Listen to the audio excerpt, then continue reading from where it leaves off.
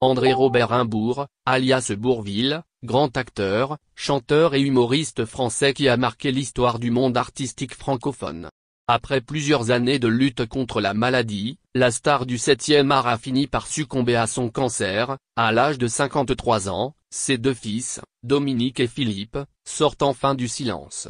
Né le 27 juillet 1917, son idole était Fernandel et il aspirait à être aussi drôle, charismatique et talentueux que lui.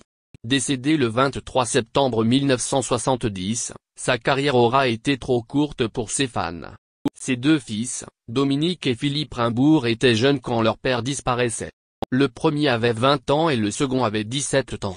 La première fois que l'un de ses fils évoque en interview la carrière de Bourvil, nous étions en septembre 2012. Puis, en 2017, ils témoignaient tous les deux dans les colonnes du journal Ouest France. Objeco vous propose donc un retour sur ces rares interviews qui font l'éloge de la carrière de Bourvil à travers les mots de ses fils. Bourvil se lance dans la comédie en 1938, sous le nom d'Andrel, suite au challenge de ses camarades de chambrée du 24e régiment d'infanterie de Paris.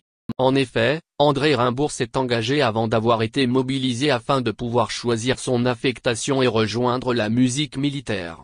C'est dans la fanfare du régiment qu'il amuse ses camarades. Et que ces derniers lui lancent donc le défi de s'inscrire à des concours humoristiques à la radio.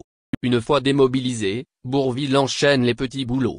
Il est notamment plombier ou garçon de course.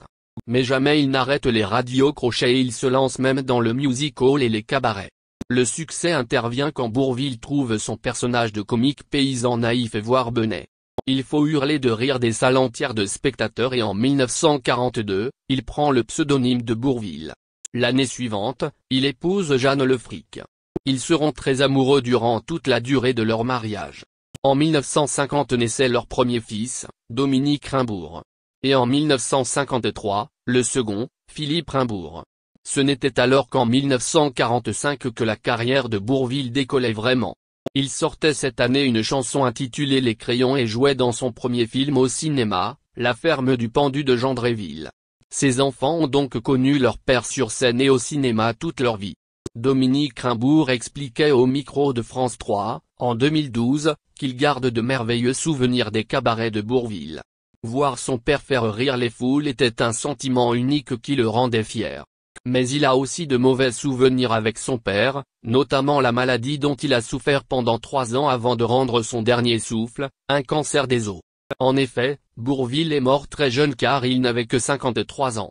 Le fait qu'il ait été malade pendant 3 ans, tandis que ses fils n'avaient que 20 et 17 ans, a été une terrible épreuve pour eux. Dominique et Philippe Rimbourg ont des souvenirs de vacances mémorables en compagnie de leurs parents. Et tout le monde veut savoir si Bourvil était le même dans la vie que sur les planches. Là-dessus, le fils aîné de l'acteur, chanteur et humoriste reconnaît qu'il n'y avait pas de différence profonde. Certes, il exagérait les traits sur scène ou devant les caméras. Mais cela signifiait simplement qu'il travaillait énormément. Et dans la vie, il avait donc toujours eu ce goût pour la fantaisie qui l'accompagnait alors aussi bien au quotidien que pendant ses représentations.